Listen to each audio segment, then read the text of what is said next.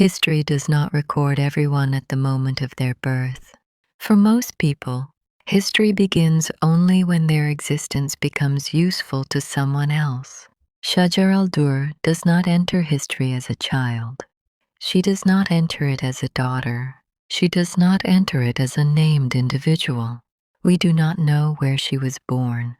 We do not know her family. We do not know the language she first spoke or the name she was given at birth. The first time she appears in the historical record, she appears as property. This absence is not a failure of sources. It is the design of the system that produced those sources. In the medieval Islamic world, slavery was not an anomaly. It was an integrated institution, economic, domestic, administrative, and political. Slaves were not always distant or invisible. Many lived at the very center of power, but their presence was functional, not personal. They were recorded as roles, not as lives. For enslaved women, this erasure was even more complete. They existed in the inner spaces of power, palace interiors, private chambers, domestic routines. They heard conversations no one else heard. They saw political decisions form before they were announced. They managed time, access, and intimacy, and yet almost nothing was written about them as individuals. Shajar al-Durr emerges from this silence. Her name, Shajar al-Durr, meaning tree of pearls, is not a birth name. It is a name given later, almost certainly by others. A name that describes value, beauty, rarity. A name that still does not describe origin. She was likely of Turkic or Central Asian origin. Like many women who entered elite Islamic courts at the time, she was taken through the slave trade routes that connected the Eurasian steppe to the Middle East, but the specifics do not survive. What survives is the structure. She is purchased. She is brought into a royal household. She becomes part of the domestic machinery of rule. And here, something important must be understood. The private sphere of medieval Islamic courts was not separate from politics. It was where politics was prepared. Sultans did not rule alone. They relied on networks of trust inside their own households. Food, sleep, health, access to the ruler. All of these were political variables, and enslaved women controlled many of them. Shajar al-Durr did not rise because she was exceptional in spirit. She rose because the system placed her in proximity to power, and then failed to imagine what proximity could become. She became a favored consort of Sultan al-Salih Ayyub. Sources are careful with their language here. They emphasize loyalty, discretion, intelligence, never ambition. This is not accidental. Medieval chroniclers were comfortable describing women as temptations, as symbols, or as problems. They were far less comfortable describing women as political actors, unless those women could be framed as anomalies. So Shajar al-Durr is described indirectly. She is trusted. She is capable. She is present. She manages correspondence. She relays messages. She understands the rhythms of governance. But she does all of this without formal recognition. At this stage of her life, she has no legal authority, no public role, no institutional power. She exists entirely inside the shadow of male sovereignty, and this is where the story becomes structurally important. Because when power later collapses, it will not be rebuilt by someone outside the system. It will be rebuilt by someone who already knows how it works. Shajar al-Durr learns the state before she ever rules it. She learns silence before she speaks. She learns control without visibility. Her early life is not a prologue to greatness. It is a training ground designed by accident. She does not challenge the system. She masters it. By the time history is forced to record her name, she has already spent years observing how authority is performed, how decisions are delayed, how appearances are maintained even when reality collapses behind them. This is why her later actions will shock chroniclers, not because a woman ruled, but because she ruled competently without changing the language, rituals, or structures of power. Before she had a name, she already had the state. To understand why Shajar al-Durr's rule became a problem, we must first understand the world that defined what rule was allowed to look like. The Ayyubid Sultanate was not a personal kingdom. It was a military administrative system built on legitimacy, lineage, and force. Founded by Saladin, it carried the memory of a man whose authority seemed natural, inevitable, masculine. By the time Shajar al-Durr entered the court, the Ayyubid world was already fragile. Externally, it faced constant pressure. The Crusader states remained a persistent threat. The Mongols were advancing westward, dismantling political orders that had existed for centuries. War was not episodic, it was structural. Internally, the state relied on a delicate balance between rulers, military elites, religious authorities, and administrators. Power did not belong to one man alone. It circulated carefully, anxiously. At the center of this system stood the sultan, not as an absolute monarch in the modern sense, but as a focal point where military command, religious legitimacy, and political continuity converged. The sultan was expected to embody stability, even when the state was unstable. This expectation was gendered.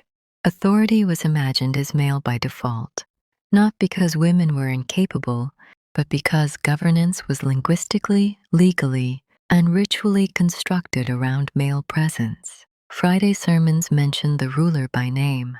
Coins carried his titles. Treaties assumed his authority. Military loyalty was sworn to him personally. A woman could influence this system. She could even control it informally, but she could not represent it openly. This distinction mattered because the Ayyubid state did not collapse when leadership weakened. It continued through habits, routines, and appearances. The illusion of continuity was often more important than reality. This is why courts functioned even when sultans were absent, imprisoned, or ill. Orders were still issued. Armies still moved. Taxes were still collected. Power was procedural, and procedures could be performed by those who understood them, even if they were never meant to be seen performing them. The military backbone of the Ayyubid world consisted of enslaved soldiers, the Mamluks, purchased young, trained rigorously, and bound personally to their commanders. They formed an elite force that was loyal not to land or tribe, but to the system that produced them. This matters deeply, because the Mamluk system already contained a contradiction at its core. Those who were legally enslaved held the most decisive military power in the state. Authority and status were already misaligned. Shajar al-Durr lived inside this contradiction. She belonged to a world where enslaved men could become generals, but enslaved women were expected to remain invisible, no matter how central their role. The court itself was divided spatially and symbolically. Public spaces belonged to men, councils, courts, battlefields. Private spaces belonged to women, servants, and dependents.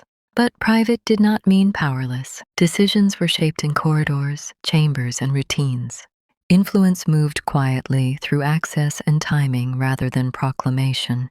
Shajar al-Durr did not challenge the public order of the Ayyubid world. She adapted to its hidden logic. She learned that visibility invited resistance, silence invited trust. She learned that authority did not always announce itself. Sometimes it simply operated. By the time crisis would strike, the Ayyubid state would discover something it had never intended to learn, that its survival depended not on who could be seen ruling, but on who already knew how to keep it running. Shajar al-Durr does not enter the historical record as a ruler. She enters it as someone trusted. This distinction matters. Trust in a medieval court was not emotional. It was operational. It meant access to information, proximity to decision-making, and the ability to act without constant supervision. Sultan al-Saleh Ayyub ruled in an age of instability. His reign was marked by wars, imprisonments, shifting alliances, and constant threat. He did not govern from a position of ease. This made discretion valuable. Shajar al-Durr became indispensable not because she spoke loudly, but because she understood when silence was required. She managed correspondence when the Sultan was absent. She controlled access to him when he was ill or threatened. She filtered information before it reached his attention. None of this was visible, and that invisibility was her protection. Sources describe her as intelligent, composed, and loyal. They do not describe her opinions. They do not quote her voice. This is not because she had none. It is because acknowledging them would require admitting that political judgment existed where it was not supposed to. Shajar al-Durr learned how authority moved through delay, timing, and presentation.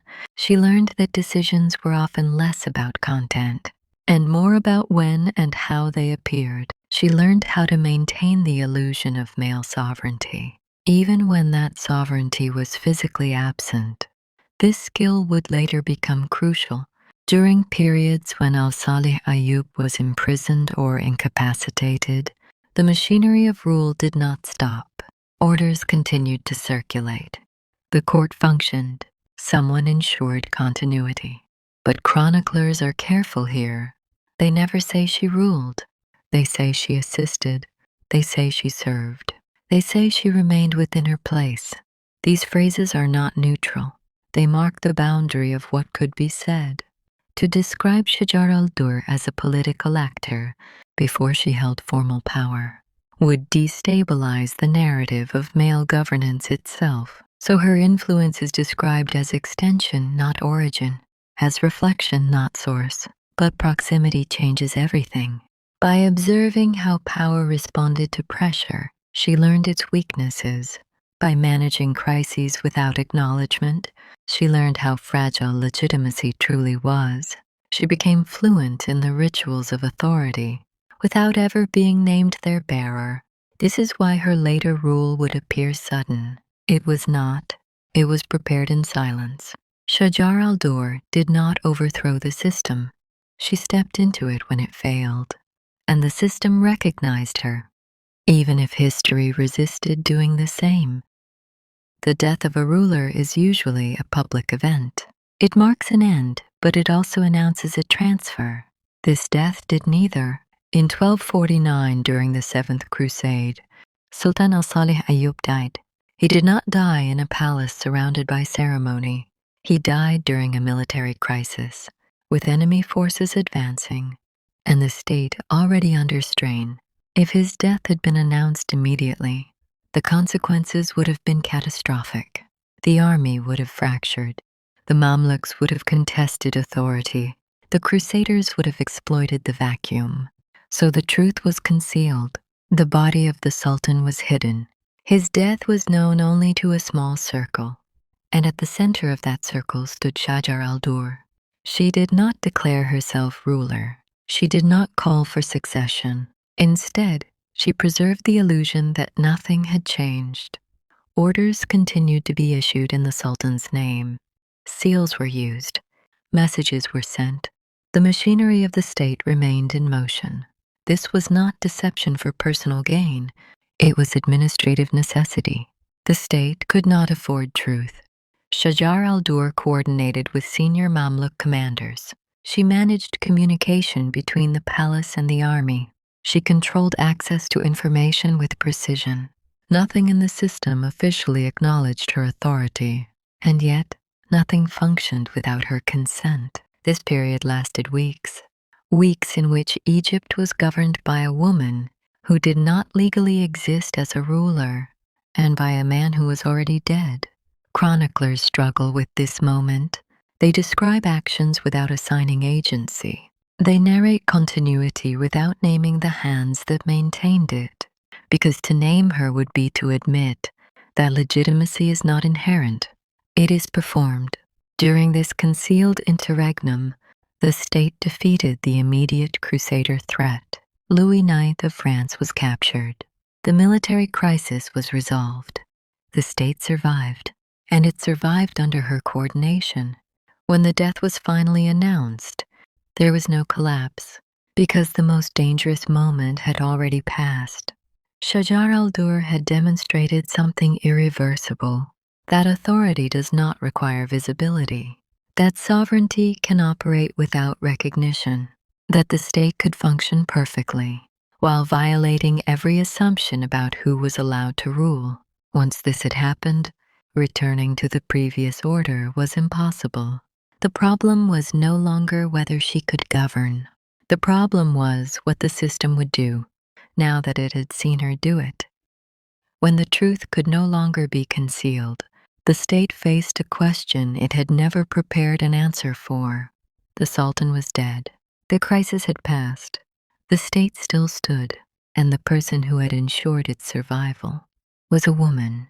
Shajar al-Durr did not seize the throne by force. She did not overthrow a rival. She was elevated by necessity. The Mamluk commanders recognized what had already happened. The bureaucracy had adapted. The army remained intact. There was no chaos to correct. So Shajar al-Durr was proclaimed ruler. Her name was mentioned in the Friday sermon. Coins were minted bearing her titles. Official documents acknowledged her authority. These were not symbolic acts.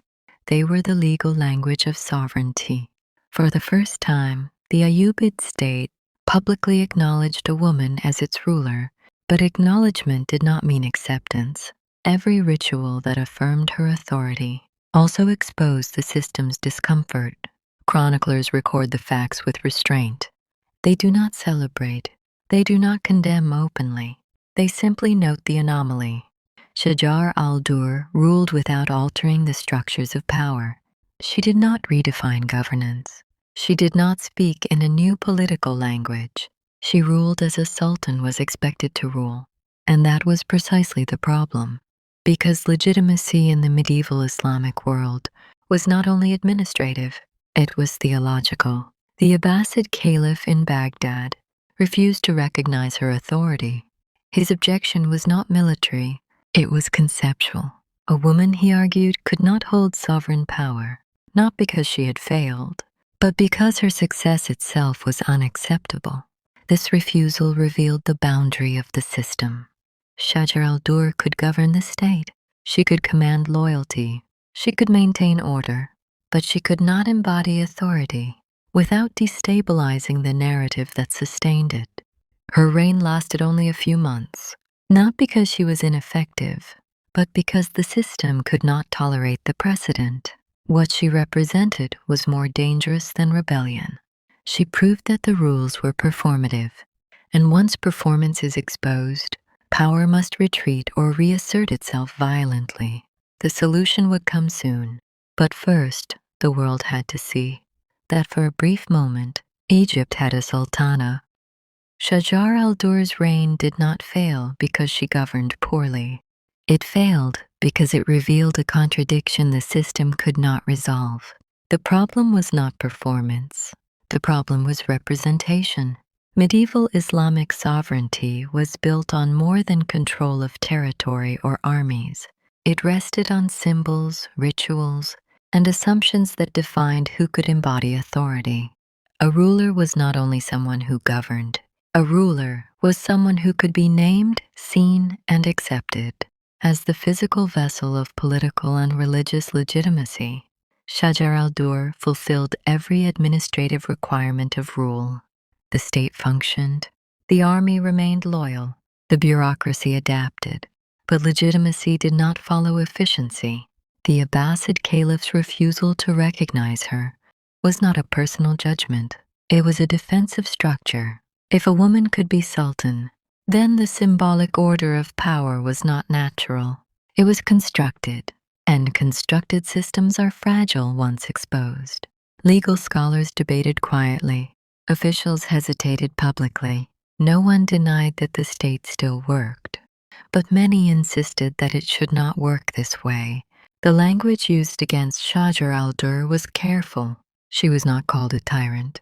She was not accused of incompetence. She was framed as inappropriate.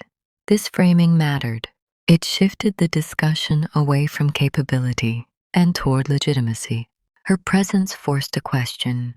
The system was designed never to ask, is authority inherent or is it performed? Shajar al-Durr's reign answered that question too clearly.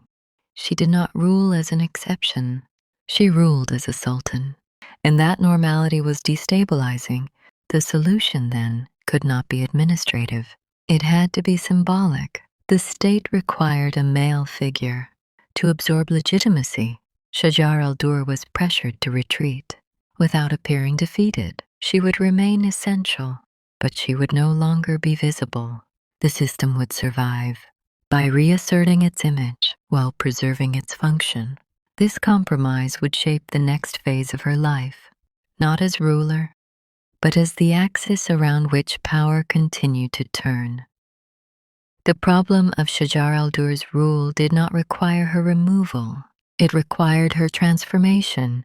The state did not want instability. It wanted continuity without contradiction. The solution was not to eliminate her power, but to change how that power appeared. A male body was required to carry legitimacy, a name that fit the grammar of rule, a figure that could stand in rituals without raising questions. The answer came from the Mamluks. Aibak was not chosen for charisma or lineage. He was chosen because he could represent authority without possessing it independently. The marriage was not a personal union. It was a political device. Shajar al-Durr stepped back from the throne, but not from the center of power. Aibak was proclaimed sultan. His name was read. His image was accepted, but governance did not fundamentally change. Shajar al-Durr continued to coordinate decisions. She controlled access, timing, and alliances. The machinery of rule still moved through her. The system had solved its problem. Outwardly, order was restored. Inwardly, nothing essential had shifted. This arrangement revealed something crucial. The state did not require authority to be male. It required authority to appear male. Once appearance was secured, function could remain untouched. But such arrangements are unstable because representation invites ambition, and Aibak, once installed as a symbol, began to desire substance. What had been designed as a solution would soon become a new crisis. The arrangement was never meant to last. It had been designed to preserve stability, not to satisfy ambition. But once Aibak occupied the throne, the logic of representation began to change him. He was no longer content to appear powerful. He wanted to be powerful.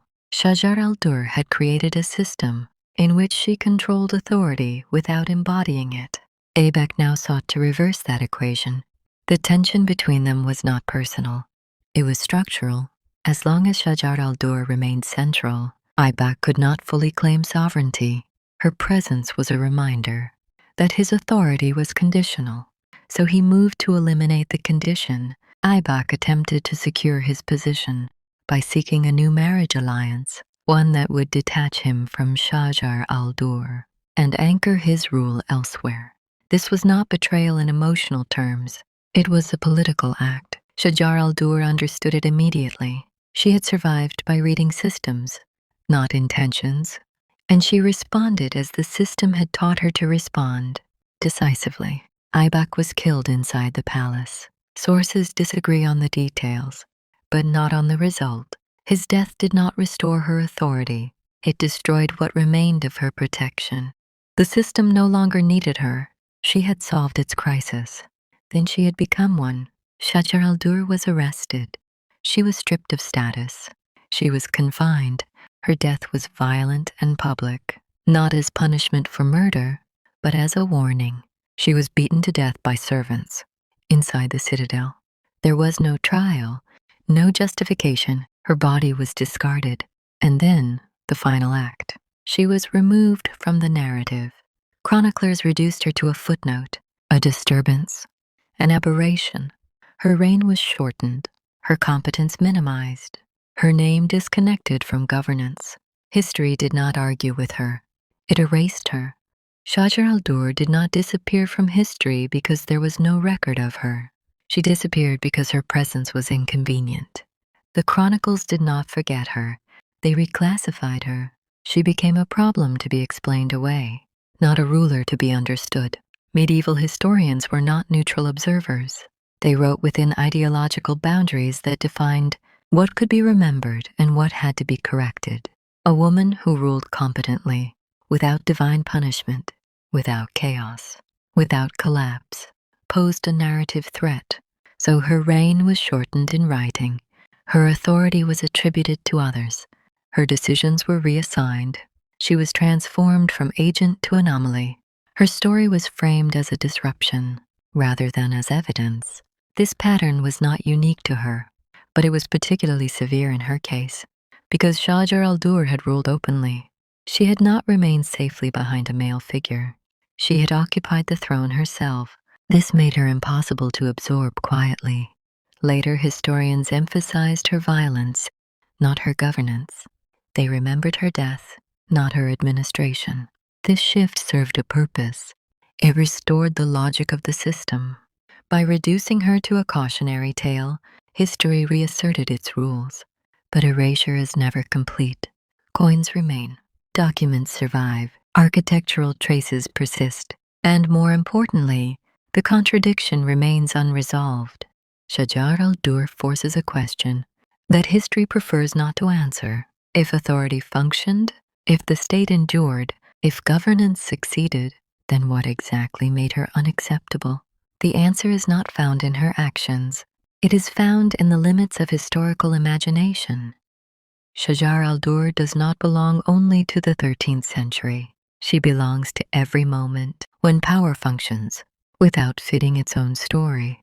For centuries, she was treated as an exception, a curiosity, a disruption, a warning. But modern historical analysis has begun to shift the question, not why did she rule, but why was her rule intolerable to remember? Shajar al-Durr is no longer examined as a singular woman, but as a case study in how authority is narrated. Her story reveals that governance and legitimacy are not the same thing. She governed successfully. The state endured. The army obeyed. The administration functioned. What failed was not leadership. What failed was narrative containment. Today, historians read her reign differently. They notice what medieval chroniclers avoided, that she did not rule through chaos, that she did not destabilize Egypt, that her gender did not produce disorder. Instead, her rule exposed a system that depended on symbolic masculinity more than on effective governance. This insight matters beyond medieval history, because modern states still struggle with the difference between authority and appearance. Women lead governments, institutions function, and yet legitimacy is still questioned in ways that have nothing to do with performance. Shajar al-Durr is not a forgotten queen to be recovered. She is a mirror. She shows how power adapts, how systems protect themselves, and how history edits what it cannot comfortably explain. She does not ask to be celebrated. She asks to be understood. And once understood, she becomes impossible to erase again.